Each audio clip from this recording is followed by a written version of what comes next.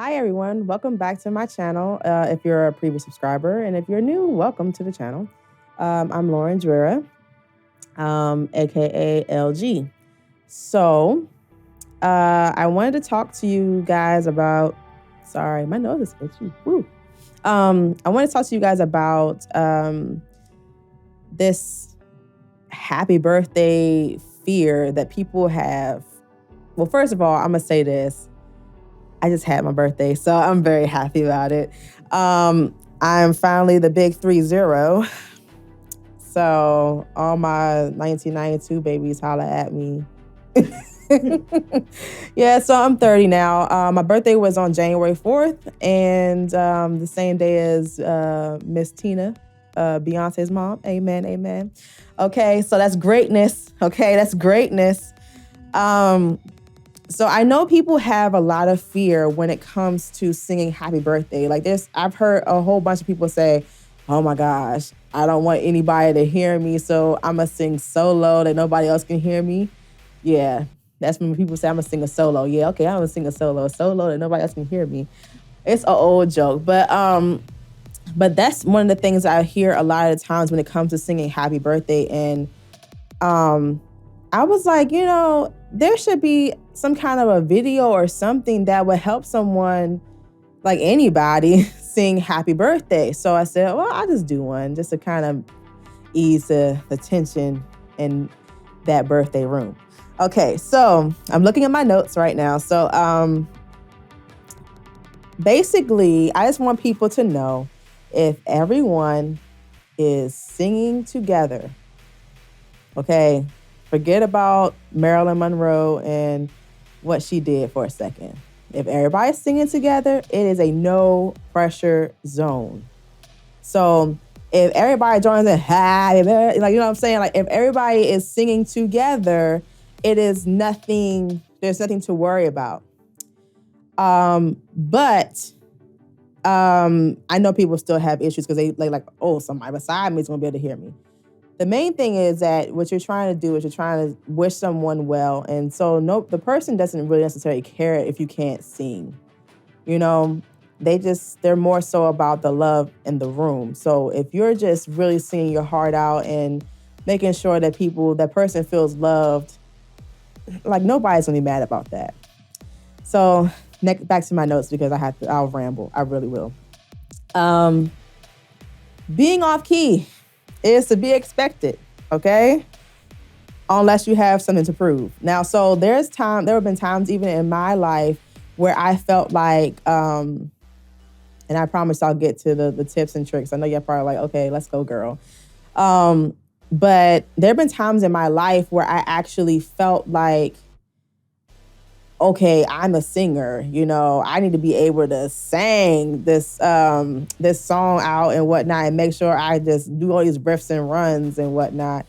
But that does not matter in that situation. So just making sure that you understand that you have, like if you have to do all that extra stuff, then it's just like, what are you really there for? Are you there for yourself? Are you trying to get attention for yourself? Like, what are you trying to do? And understanding it as a singer, it's okay if you go off key sometimes. I'm going to insert a clip of Beyonce, Solange, and Kelly.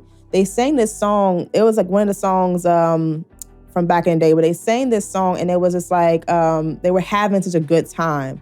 And they weren't always like on key. They weren't worried about being perfect in that moment because they weren't performing. This is a time where they're having a good time and they're in their own space. You know what I'm saying? So do not worry about, as a singer, if you sing off key, you're having a good time.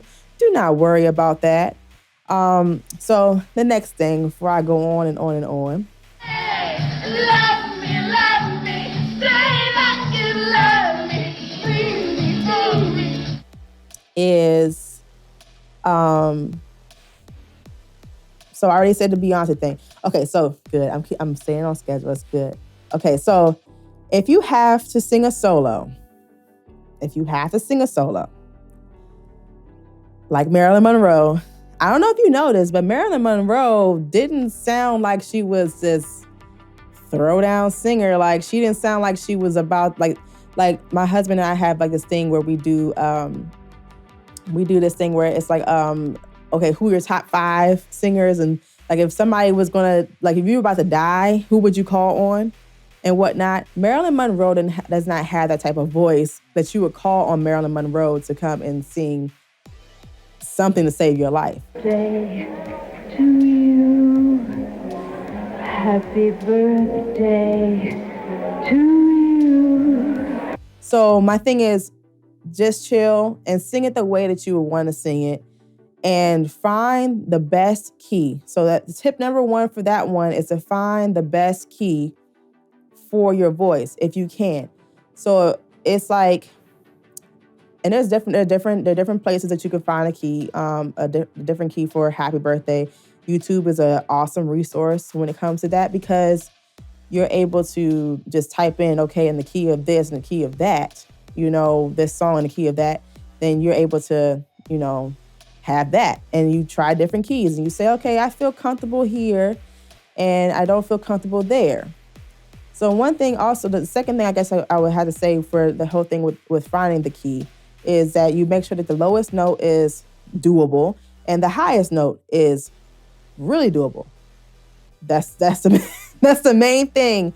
So if you say like, you're singing for like your grandma's 80th birthday or something like that and whatnot, you don't want to hurt grandma's ears, after the family, they're like, I'm never going to ask you to sing again. Like, I'm never going to ask you to do an event. But it's just like making sure that you have the highest note that's like, it's more than doable. So if you wanted to take it up even further, you could go, it's like give yourself some space. Depending on your skill level, give yourself some space. Where your voice sits comfortably, and you just listen to your body, which is very, very important in general. Listen to your body when it comes to that. So that way you know where to go from there. And then after you find the key, you can decide, okay, do I want to sing this a cappella or which is without any music, or do I want to sing this with an accompaniment? Like, and then you have to find somebody like, or use download one of these videos from Happy Birthday. I mean, I don't know what actually is available for that. Like, I mean, because it's karaoke versions and nobody likes the karaoke, but don't sing karaoke version for your grandma, okay? That's not the best thing to do. I mean, if you can find a good karaoke version, that's great. Like where it sounds like a grand piano playing and not like somebody's toy piano playing. Like you don't want no Radio Shack type of, I know we don't have Radio Shack anymore, but you don't want a Radio Shack type of sounding like, karaoke thing. You don't want to sound like that.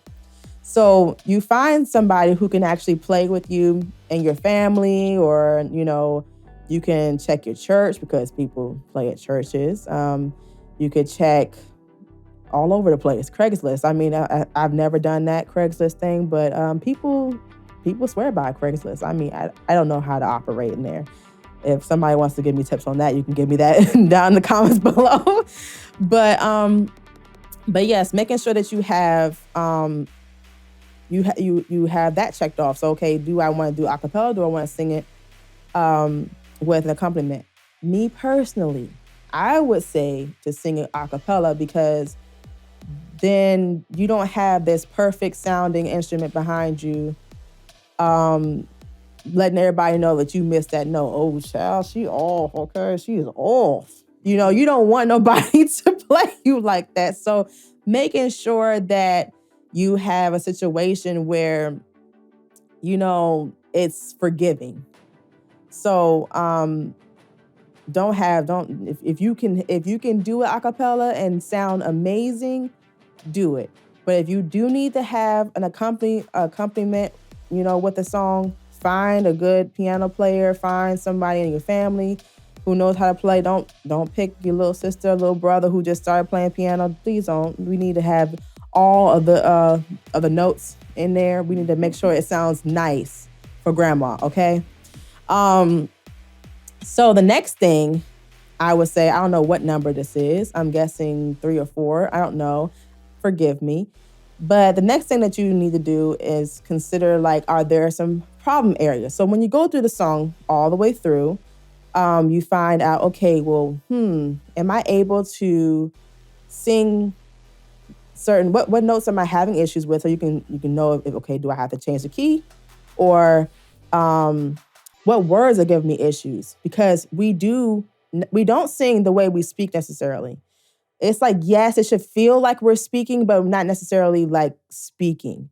So, for example, if I say happy birthday to you, you can see that my mouth is going ha, and that's already a wide situation. Be happy birthday. You know, we don't operate like that when we're singing. So usually when you're singing, you're dropping your jaw and you're focusing a lot on the vowels of the song. You have a little bit of consonants in there, like, you know, you have a little bit of them, but it's mostly the vowels. So you have to kind of change. Might have to do a little bit of vowel modification. So when you say happy, you might have to go happy, happy, ha, happy, instead of happy, happy. Okay, happy, happy. So it still sounds happy, but it's just narrow and your jaw is dropping. And then for birthday, some people do have issues with birthday. I know personally, before I even knew anything about technique, I used to have issues with singing birthday. Cause you can't, it's like some people, first of all, like we gotta fix the way we say birthday. Cause I mean, anybody can say birthday. It's my birthday today. Birthday. So you say birth. And it's more like you want to kind of think like a U, like a in your head, like kind of like trying to think of how to explain it. Just kind of like you're saying in the back of your mouth. So burr instead of burr, like burr, like that's gonna be too closed. But if you say burr, happy birthday, you know, birthday. So you can go, and you don't have to open your mouth. Like, it doesn't have to be like a whole situation of we're not opera singers here. Okay, we're not happy birthday. We're not doing that. We're doing happy birthday. Okay, and making sure that it's not going into the back of your throat, because if you feel any kind of strain, this is not it. You want it to be like a situation of feeling like it's coming straight out of your mouth. I guess when you say burr, you kind of feel it coming through forward from like the in between your mouth and like your nose, like it comes through this section, which people call the pharyngeal. So you go through that section and not in a situation of, you know, happy birthday. That's not going to work. That's going to be in your throat. And the higher you go in your throat, no amount of tea is going to fix that. No amount. I'm telling you, I have struggled with that. Like, especially when people decide that they want to, you know, go all the way up for birthday. Happy birthday. So I used to be like, happy birthday. Like, you know, that's not going to work. I'm telling you, I'm just being for real.